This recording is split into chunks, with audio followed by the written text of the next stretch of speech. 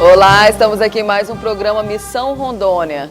Quero convidar você a assistir o nosso programa no canal 25 às 22h30 na TV Gazeta e também no canal 17, 6h30 da manhã na Rede TV.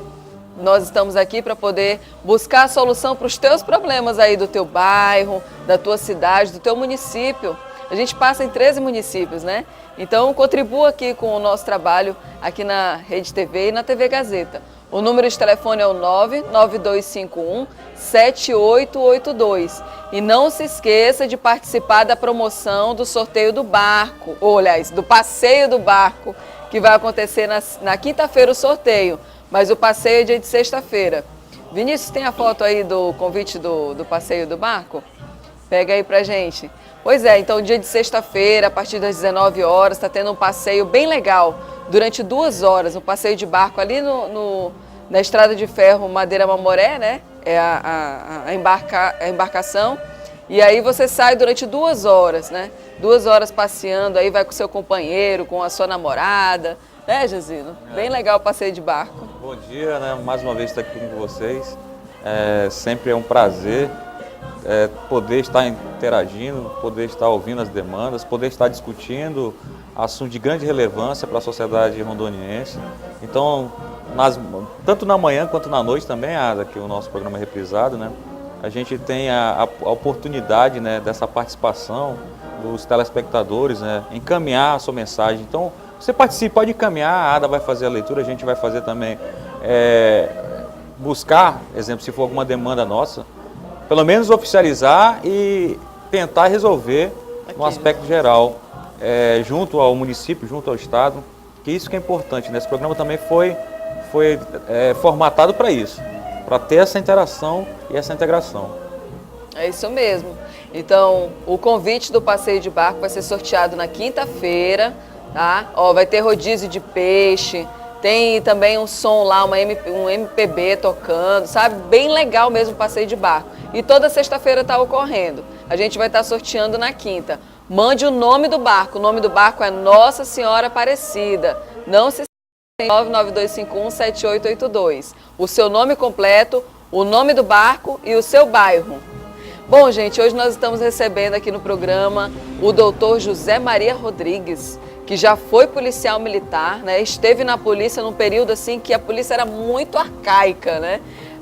Ele disse aqui pra gente que até as FENS tinham que pedir permissão para casar. Então, assim, hoje o nosso debate vai ser bem legal aqui com o José Maria Rodrigues, mais conhecido como J. Rodrigues. Seja bem-vindo aqui no nosso programa. Obrigado, eu que agradeço a oportunidade, vereadora Ada e deputado Jesuíno. Eu primeiro parabenizá-los pela iniciativa, né? É comum se ver quando o político é eleito, ele se esconder dos seus eleitores para não prestar conta, né? E vocês estão fazendo realmente o contrário, aquilo que o eleitor espera, né? Se colocando à disposição para resolver os problemas e as demandas dos eleitores, do cidadão porto-velhense. Parabéns. Hoje o senhor é um grande advogado conhecido dentro do estado de Rondônia, né, nessa área penal militar. Eu tenho assim, muito orgulho de ter o senhor fazendo parte hoje do quadro da ASFAPOM, Associação dos Praças e Familiares da Polícia Bombeiro Militar do Estado de Rondônia, porque foi uma aclamação dos associados também. Então é muito importante, né, a sua presença hoje aqui no programa para poder dirimir algumas dúvidas, algumas discussões que estão tendo em relação às abordagens policiais, em relação às alterações da legislação penal militar. Então, muito obrigada por sua presença aqui hoje. E falando nisso, né, tem uma recomendação que foi expedida pelo Ministério Público, onde ele pede que na abordagem policial seja utilizado aquela ideologia de gênero, né? O cidadão que se considerar mulher e dizer assim, olha, eu sou do gênero feminino, quero ser abordado por uma policial militar feminina. A partir desse momento, a polícia militar já vai ter que chamar uma mulher para poder fazer sua abordagem. E aí foi expedido um ofício circular pelo coronel, subcomandante da polícia, chancelando isso no dia 11 de outubro. E aí depois que viu que deu uma repercussão, onde os policiais militares não sabiam o que fazer quando foi no dia 17 de outubro, ele revogou esse ofício e voltou tudo como era antes. Porque a presteza, né, aquele bom senso, a garantia de atender o cidadão de uma forma legal, né, tem se mantido. Mas aí quando entra uma questão sensível que ainda está sendo discutida lá no Congresso, no Senado, aí causou um conflito, né? O que o senhor pensa em relação a isso, doutor Rodrigues? Olha, a minha opinião, enquanto cidadão, enquanto advogado, enquanto operador de direito, eu acho o seguinte: a Polícia Militar ela tem que atender todos, como você disse, com presteza, sempre com respeito à dignidade da pessoa humana, e o que vai ser o divisor de água nisso aí é o bom senso, né? É claro que, evidente, se o policial militar se deparar com um indivíduo vestido de mulher, né, ele vai ter a cautela necessária e o bom senso de saber que aquilo é uma situação atípica. E aí solicitar uma policial feminina, se aquele indivíduo, se for no momento que seja possível chamar uma policial feminina para isso, né, eu acredito que irão fazer. Mas se o momento não permitir, e o policial tiver que agir prontamente, como fazer uma revista, né, por exemplo, se encontra com alguém numa BR, né, em um desses distritos aí, como Extrema, Nova Califórnia, onde os policiais ficam praticamente isolados, né, isolados e sem qualquer apoio. Vai chamar a policial feminina para revistar aquele indivíduo, né? Tem a questão do transexual, um indivíduo que sofreu uma cirurgia, né, e de fato ele se tornou uma mulher em razão de um procedimento cirúrgico, né? Como o policial vai saber que esse fato, que de fato esse indivíduo submeteu a um procedimento cirúrgico, de fato já é uma mulher fisicamente falando, né? Como que ele vai saber disso? E outra coisa, se você verificar bem, não existe nada no ordenamento jurídico que impeça, até mesmo de fazer revista do policial masculino, fazer revista de uma mulher, né? O que se utiliza aí são cautelas e bom senso, né? Se for necessário, se o momento reclamar uma revista, vai ser feita a revista. E o policial não está infringindo norma nenhuma. Por isso eu acho que essas discussões, nada mais, eu acho que as pessoas têm que ter em mente que o ser humano tem que ser respeitado. A dignidade da pessoa humana tem que vir em primeiro lugar. Não importa se ele é trans, não importa se ele é homossexual, não importa se é mulher, não importa se é homem. E isso é uma regra, né? A nossa honrosa Polícia Militar, da qual eu fiz parte com muito orgulho, tem tido essa cautela. A gente tem observado, os policiais militares, raras exceções, são muito educados, são muito cautelosos com relação a isso. Ninguém quer problema. O policial ele sai para trabalhar, para cumprir o seu dever, né, com a sociedade, para cumprir o seu dever institucional. Ele não sai para molestar ninguém, ele não sai para desrespeitar o direito de ninguém, né? Ele sai para combater a criminalidade. Sobre isso aí, só para até entrar bem profundo, existe uma diretriz, a diretriz 025, se não me engano, que foi expedida pela Coronel Angelina. E ela disciplina as ações de abordagens. Então, o que eu vejo, como bem disse o Dr. Rodrigues, e falei no programa passado, né, a gente tem que preservar a integridade da pessoa, a dignidade da pessoa humana deve ser preservada. Agora, também a gente tem que entender também, o senhor como foi policial, que existem pessoas que, através de um documento desse, pode se utilizar-se para, exemplo, portar drogas e ver que não existe uma mulher, né? Falar, não, eu só quero ser abordado se for por uma mulher. E aí, se, como bem disse, não tiver um local próprio e o policial com receio de responder futuramente por ação por abuso de autoridade ou algo assim, começa a fragilizar a questão da segurança. Então, mas isso já foi revogado, já o Coronel Cleito já revogou, tá, o documento já foi lido, né, já foi expedido, desculpa, esse ofício circular, revogando a situação daquele primeiro ato, que foi sobre a chancela da recomendação do Ministério Público. Mas como já fizeram também um apanhado, né, na legislação e encontraram a questão da diretriz 025, né, então com isso eles entenderam que suprime o pedido, né, do Ministério Público. Mas é importante saber que não tem problema nenhum, né? Isso é importante a gente estar divulgando, né, para os policiais militares, para os profissionais da segurança pública, que não teria empecilho e não incorreria em abuso. Bom, nós vamos para um rápido intervalo e já a gente volta com mais Missão Rondônia.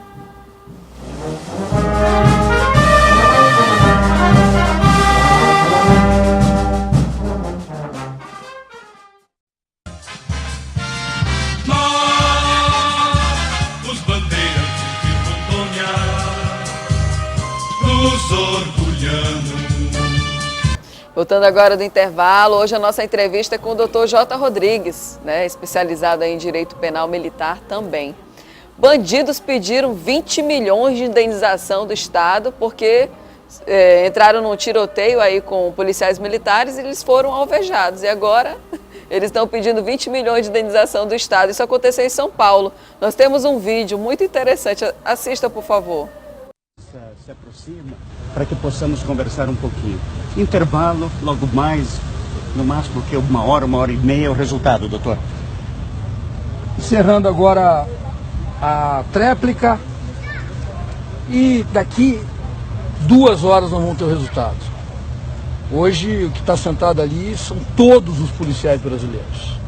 Hoje o que está em julgamento é se o bandido prevalece ou se o policial pode e deve defender a sociedade. Pasmem, 2 assaltantes perigosos que atiraram na polícia, que roubaram durante o dia inteiro, estão pedindo uma indenização de 20 milhões para o Estado. É isso que o Conselho de Sentença tem que entender. É uma inversão de valores que ela tem que ser denunciada.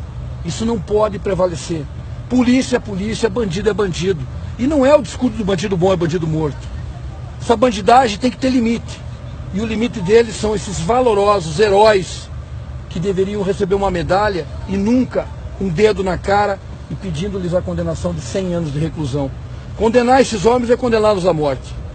Doutor Cláudio Daledoni, o senhor dizia há poucos instantes, no momento que lhe dada a palavra, durante esse julgamento, de que se esses homens forem condenados, eles estarão condenados à morte dentro da prisão. Como é que o senhor explica isso, doutor? Seriam assassinados lá dentro? Eles vão ser mortos lá dentro. O presídio estará em festa, o PCC vai agradecer, eles estão nos assistindo. Tem ali uma live do Facebook, do meu Facebook, eles estão nos vendo. A condenação vai ter festa no presídio. Coloquem esses policiais, eles vão morrer. Eles não ficam no batalhão, eles perdem a farda e vão para a penitenciária. Quem é que vai garantir a vida deles? Quem é que vai garantir a vida dos filhos? Nossa, que absurdo, né? Nossa, eu fico imaginando a capacidade, a petulância desses advogados que estão defendendo esses bandidos, que entraram com esse processo pedindo ação por danos morais, né, do Estado, 20 milhões. Assim, que petulância, né, doutor J. Rodrigues? Eu não vejo petulância por parte da OAB ou pelos advogados. Eu vejo petulância esses meliantes, que eu vou falar assim, um vagabundo, um pilantra que tem coragem de ir para o confronto com a polícia, que entra na casa do cidadão, que mata, que sequestra, que faz todo tipo de atrocidade. E aí a legislação nossa permite, tá, não veda, permite, e o direito dele de pedir ao judiciário, ele está consagrado nas normas. Não, é nesse sentido mesmo. Entendeu? É a petulância dele, né, de contratar um advogado e o advogado entrar com essa ação pedindo, nossa, eu não sei, eu acho que é um absurdo dos absurdos e eu tenho que viver muito para ver muita coisa acontecendo nesse país. É uma questão de bom senso, né? Eu vejo que esse indivíduo, esses criminosos, eles, infelizmente, a Constituição permite isso, né? O direito de ação, né? O direito de buscar o judiciário, ainda que a sua pretensão seja absurda, né? Mas é claro que o colega advogado que está patrocinando essa causa também falta bom senso. Tá? Uma coisa, o advogado ele tem critérios e tem conhecimentos suficientes para saber se aquele indivíduo tem aquele direito. Entrar com uma ação simplesmente por uma aventura jurídica, por uma questão de capricho, por uma questão de querer chamar a atenção, eu acho que isso aí, de fato, infringe até o Código de Ética. E receber o dinheiro, né? Porque, na realidade, ele está sendo patrocinado, então ele está recebendo muito dinheiro para isso também, né? Se ele está sendo patrocinado, para interpor uma ação na qual ele sabe que o seu cliente não tem o direito, né? Não tem o direito. De fato, ele está faltando com a ética, ele está infringindo o nosso código de ética. Não está simplesmente exercendo o seu direito de ação, aquele indivíduo está exercendo. Agora, eu dizer a ele que ele tem direito, diante de um absurdo como esse, certamente não. Eu não conheço o processo, não conheço os fatos, e eu não conheço o que efetivamente originou essas ações, né? Eu sei que, pelo que consta aí, pelo que o advogado comentou, esses indivíduos entraram em confronto com a polícia militar, foram alvejados, né? E provavelmente vieram a falecer, alguns vieram a falecer. E os policiais estão submetidos a julgamento em razão disso, né? Concordo com o advogado, eu acho que é uma inversão de valores muito grande, né? Senhores, o absurdo quando um policial tomba em serviço, né? De forma honrada, de forma, eu diria, gloriosa, né? Porque o policial militar ele faz que nenhum outro funcionário civil faz, servidor civil público faz, que é um pacto de sangue, defender a sociedade com o risco da própria morte. E quando isso ocorre, você não vê grupos de direitos humanos, você não vê até a minha instituição, a OAB, indo lá, né? Você não vê a pastoral indo lá, você não vê o Ministério Público indo lá, você não vê até mesmo nenhum comando da Polícia Militar indo lá clamar por justiça para aquele, não para aquele policial, porque ele já foi, mas para os seus familiares. Mas quando o policial, numa situação legítima, onde surge qualquer dúvida, ele é submetido rigorosamente a julgamento no tribunal do júri, onde ele pode sair de lá uma pena de 12 a 30 anos, até 100 anos, dependendo do número de vítimas, como disse o advogado, né? É uma total inversão de valores. Eu vejo um exemplo de um policial militar lá do Quinto, que eu vou citar nome por uma questão de ética, né? Ele fez todo o procedimento, a abordagem, o elemento fugiu da guarnição, perseguiu, parece, salvo engano, trocou tiro. Ao final, infelizmente, teve na troca de tiro e o rapaz foi a óbito. O processo, o Ministério Público tinha pedido pela não pronúncia. E agora fizeram um recurso, acataram o recurso e agora estão lá no tribunal do júri. Esse policial militar vai ser julgado pelo júri. Acredito, tenho fé em Deus, que possa ser, no caso, absolvido pelo júri, né? Que o júri é o cidadão, é a sociedade, né? É a comunidade, que hoje pede socorro por conta dessa marginalidade que comanda praticamente todo o país. Infelizmente você vê as guerras de facções com um alto aparato de armamentos poderosos, infiltrados, enraizados em várias áreas, e aí por conta desse direito fragilizado, por conta de uma série de garantias que são consagradas aí na própria Carta Magna, né, no caso da Constituição Federal, nós temos essas situações que estão sendo levantadas, que são vários pedidos, inclusive o Tribunal de Justiça de Rondônia entendeu, doutor J. Rodrigues, numa situação militar, parece que agrediu, ou houve um excesso na questão, eles reagiram a uma prisão, parece que foi isso, reagiram à prisão, os elementos, e eles também utilizaram a força necessária, só que no entendimento do primeiro grau foi que eles não poderiam fazer dessa forma, eles tinham que acatar de outra forma, né? Não ter, exemplo, parece que eles agrediram mesmo e o cidadão ficou com uma sequela. Pediram improbidade administrativa, primeiro grau não tinha acatado esse pedido de improbidade, e agora o Tribunal de Justiça entendeu, improbidade. Improbidade administrativa porque o policial não teve o zelo, não teve as devidas responsabilidades. Só que lei de improbidade, a sua essência, que na minha concepção não foi criado para isso não.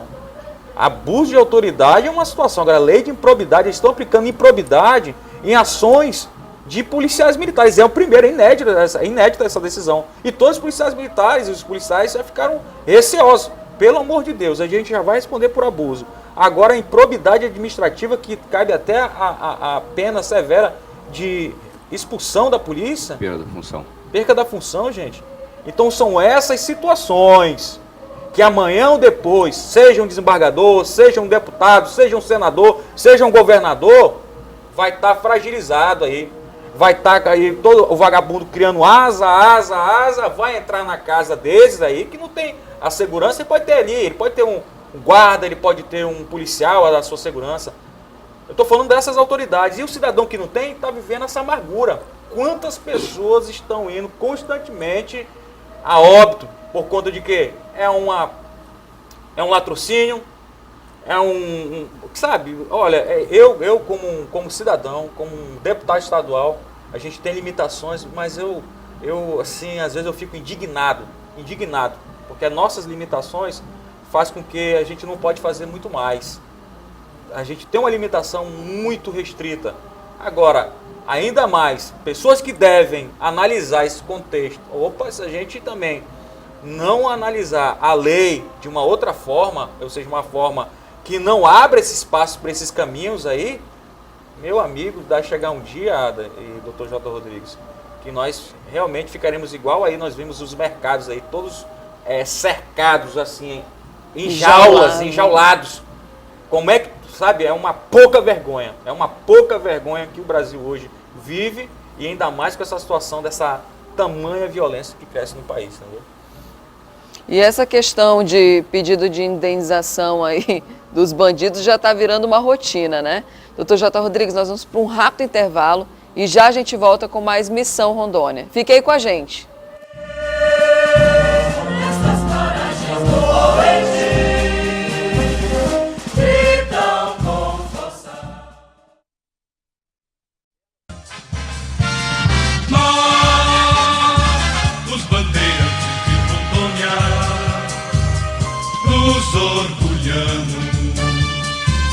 Voltando agora do intervalo. Bom, essa indignidade, essa revolta, né, que nem foi colocada aqui pelo Jesuíno, a revolta da população.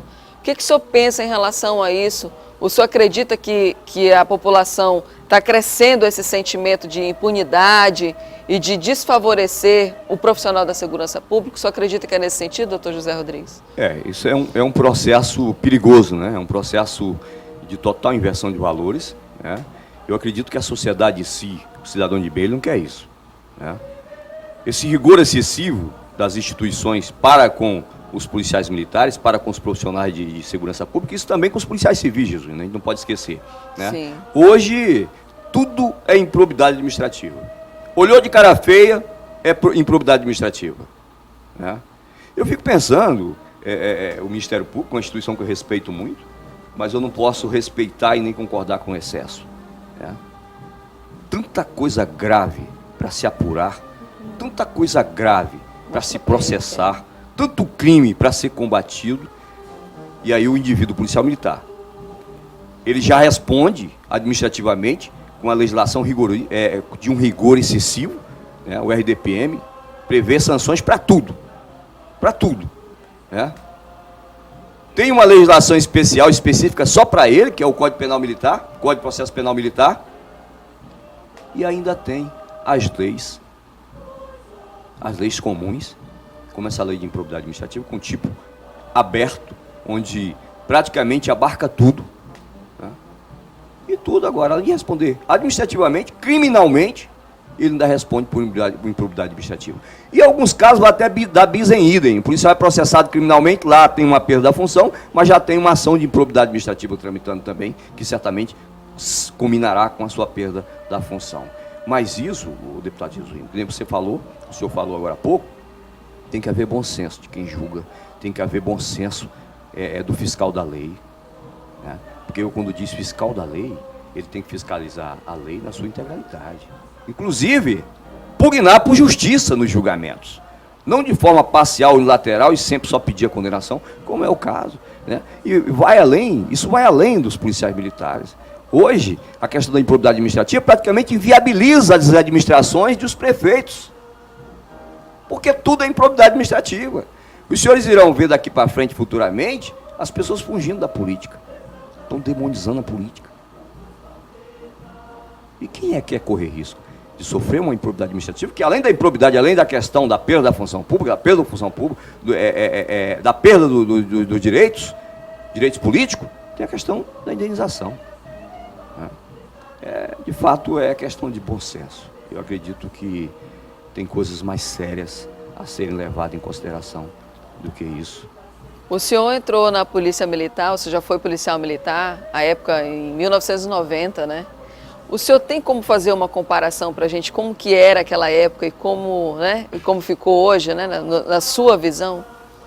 Hoje, apesar de termos avançado muito, o vereador Ada, deputado Jesuíno, por termos pessoas como vocês imbuídas nesse combate cotidiano às arbitrariedades, nesse combate cotidiano ao respeito à Constituição, ao respeito ao profissional policial militar, né? Mas ainda muita coisa tem a se fazer. É claro e evidente que na época que eu entrei na Polícia Militar, era um período em que o país saía de um período de exceção, né? A Constituição Federal estava nascendo, Constituição de 88, eu entrei em 90, né? E naquela época era terrível. Eu lembro que o policial militar, ele não tinha praticamente direito nenhum. A nós era negado até mesmo acesso às legislações. Era transgressão disciplinar solicitar do comandante uma cópia do RDR, do famigerado RDR, que à época se aplicava às polícias militares. Toda e qualquer legislação era transgressão disciplinar solicitar essas legislações. O policial militar era processado administrativamente e sequer tinha o direito à ampla defesa e o contraditório. Tinha um princípio chamado princípio da verdade sabida, em que o oficial dizia que você cometeu uma transgressão, isso era uma verdade absoluta, e você era punido e até mesmo excluído, sem o devido processo legal. Isso, eu presenciei vários colegas serem injustiçados, serem expulsos compulsoriamente da Polícia Militar, sem ter o direito de se defender. Era tão absurdo aquela época, né? E a gente não lembra disso com saudade, é claro, né? Lembra disso toda vez com indignação, que eu sou um combatente ferrenho de justiça. As policiais femininas, para namorar um outro policial, tinham que pedir permissão ao seu comandante imediato. Se ele não autorizasse, não namorava, não. E o mais absurdo ainda é que se uma policial feminina engravidasse sem ser casada, né, ela era excluída da Polícia Militar. Misericórdia. Nossa. E isso, pasme, né? Hoje, a gente ouvindo isso, até acha que isso é absurdo, né? Mas não. Se os senhores buscarem, inclusive o deputado Josinho, seria interessante um dia se escrever algo a respeito disso. Memórias da Polícia Militar nesse período de chumbo, né? Os senhores irão ver cada absurdo, né? E é importante que relembremos isso, né? É importante trazer isso à tona, para a nova geração, essa nova safra de policiais militares, tomarem conhecimento e a sociedade sempre lembrar disso para que algo igual nunca ocorra, né? E eu chamo a atenção que vivemos um momento muito delicado no país, né? Onde as pessoas pregam, né, medidas arbitrárias, onde as pessoas louvam medidas arbitrárias, onde pessoas defendem verdadeira afronta à Constituição Federal, verdadeira afronta a direitos e garantias fundamentais. Nós temos sempre que lembrar que a liberdade é a regra, viu? O impedimento à liberdade é a exceção, né? Então, eu sempre, quando vejo alguém defendendo uma medida arbitrária, deputado Jesuíno, né? E os senhores, a vereadora Ada e o senhor sabem muito bem que isso ocorre, até nos dias atuais, né? Os senhores foram testemunhas e foram vítimas disso, né? Sabe que isso ocorre. Portanto, eu sou um defensor ferrenho da nossa Constituição. Eu amo a liberdade e eu acho que todo cidadão brasileiro, quando lembrar desse período, tem que lembrar com tristeza e clamar para que nunca mais voltemos a isso. Vou falar aqui a situação do Dr. J. Rodrigues, lembrou. A gente fala assim, Jesuíno, por que tu se levantou junto com as mulheres, né? Aquela questão da dignidade da pessoa humana, fazer aqueles movimentos paredistas. Só lembrar um fato que ficou marcado. Tinha um tenente, não vou citar nomes, na época era tenente. Ele pegou, J. Rodrigues, eles já eram doutrinados, vieram do Exército, nada contra o Exército, sabe disso, nada contra os militares, eles não eram R2, né? Eles passam um tempo R2 no Exército, na Marinha Aeronáutica, e depois eles saem por conta do prazo, que eles têm um prazo lá de validade, né? Vamos falar assim, tem um prazo de limite, né? E ele chegou naquela linha pensando que estava tratando pessoas já... Nós somos concursados, nós temos uma progressão, nós temos uma carreira diferente do militar, do Exército, da Marinha Aeronáutica, que é o tempo de 1 ano, né? Que ele fica lá prestando serviço à pátria. Esse oficial pegou, J. Rodrigues, Ele era tão arbitrário que ele pegou um chaveiro não, pegou um pedaço de pau. Estou falando de uma das arbitrariedades que ficaram marcadas. Um pedaço de pau e colocou chave. E todos os comandantes, os coordenadores, no caso, tinham que andar com essa chave. Sabe, um pedaço de pau desse tamanho, tipo assim, não, ele perdeu uma chave, então é como fosse menino, para mostrar assim, era criança, tratando os profissionais de segurança pública como criança. E o pior, esse mesmo oficial colocou numa cadeira lá, cadeira das lamentações. Todo militar que sentava lá era para se lamentar. E com isso foi criando uma indignação, foi criando uma revolta por conta disso.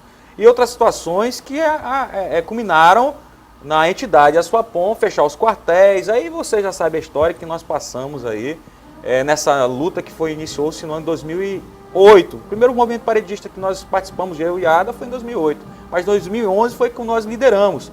Os praças mesmo, eu liderei junto com a Ada e outros policiais aqueles movimentos. Mas é um divisor de águas, tá? Hoje o oficial trata os profissionais de segurança, os militares de forma digna. No bombeiro ainda tem algumas arbitrariedades. Tem alguns que ainda pensam que estão naquele momento ditatorial. Só que eles sabem que existe associação, que existe hoje uma representatividade que estão atentos à situação. E irão buscar, certamente, todos os meios legais para rever isso. E, J. Rodrigues, aproveitando o ensejo, a gente está apresentando um decreto legislativo que, infelizmente, eu aguardei o Comando Geral, o comandante Ened, deu um prazo razoável de 3 anos. Comandante, eu falei com ele numa reunião, comandante, mande para nós a mudança legislativa nas normas, nas leis, nos decretos, para a gente ajustar uma lei dentro dos preceitos constitucionais que ora vigora. Pena de privativa de liberdade e outras questões. Exemplo que eu vou colocar aqui, a manifestação de pensamento é vedada ao militar. Criticar. Você não pode criticar governo, a Assembleia ou qualquer poder. Paz, meus senhores, isso está consagrado na Constituição de 1988, no Pacto São José de Costa Rica também consagra que foi uma emenda constitucional, porque todos os acordos internacionais são chancelados pelo Congresso. Se for chancelado, torna uma emenda constitucional. Isso é direito do cidadão, e não pode, é transgressão da disciplina grave. Sabe, o engano é grave. Então, a gente vai entrar com o decreto legislativo, vou apresentar isso e vai ser certamente sustado. Até porque eu entendo que medidas de privativa de liberdade devem ser mediante lei. Né, Ada? É isso mesmo. Nós vamos para um rápido intervalo e já a gente volta com mais Missão Rondônia. Fique aí com a gente.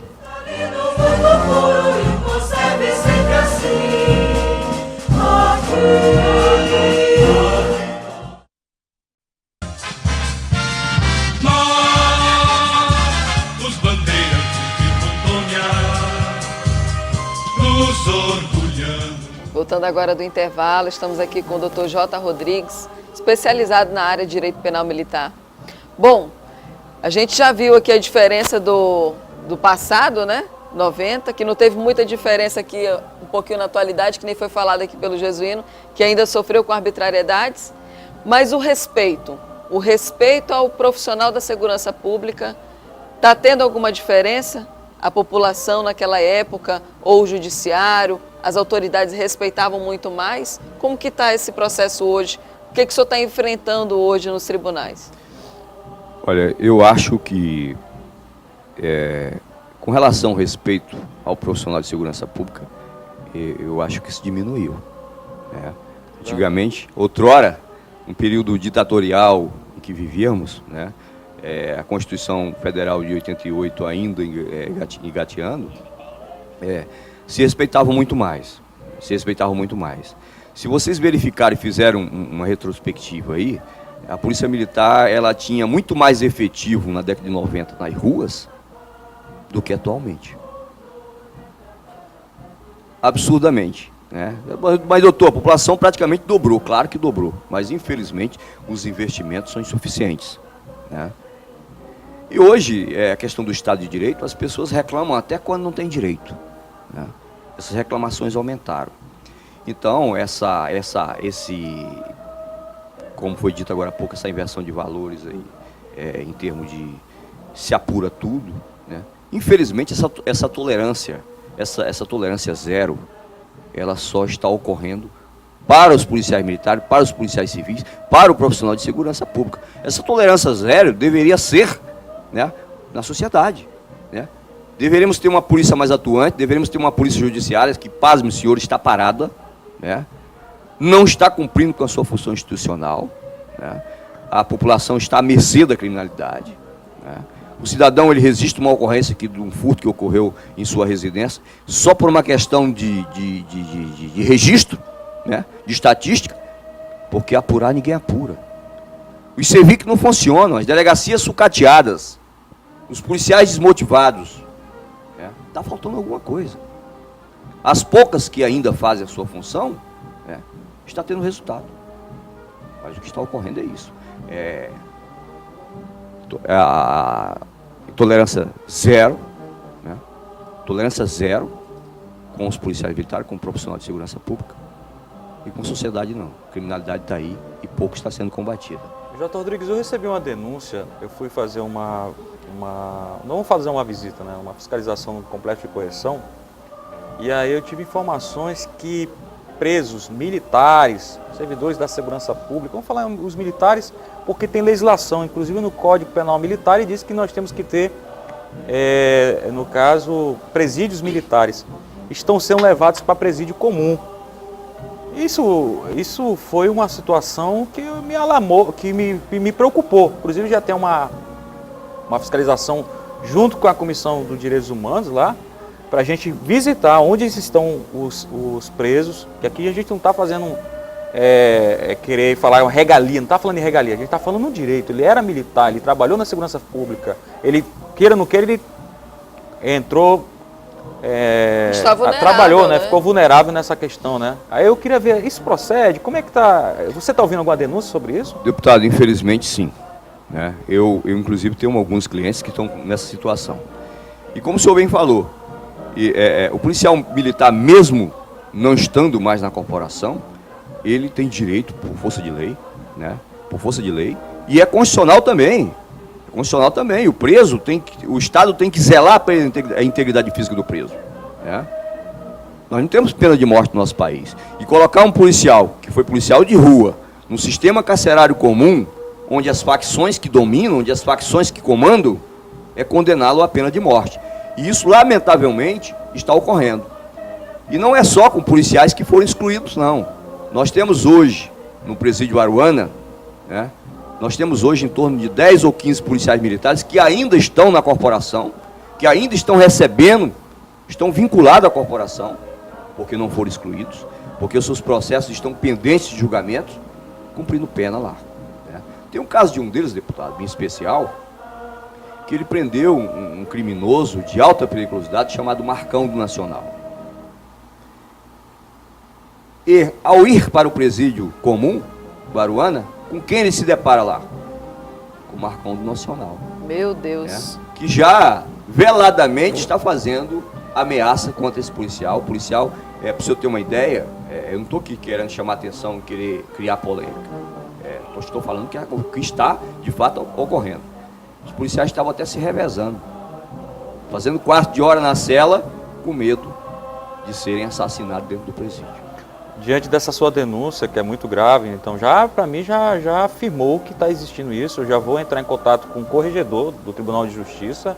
Se for necessário a sua ponta, a gente vai ter que ingressar com uma ação judicial e vou iniciar um processo dentro da Comissão de Segurança, em conjunto com a Comissão de Direitos Humanos, para a gente rever isso aí. Esperar rever essa situação, que é uma situação grave, porque se morrer, o Estado vai indenizar, mas a vida já foi. Ele tem que pagar, toda pessoa reclusa, ou a pessoa que foi condenada, ele tem que pagar pela pena dele. Mas como bem isso do doutor J. Rodrigues, ninguém no Brasil não tem pena de morte, exceto os militares em época de guerra, né? De guerra, perfeitamente.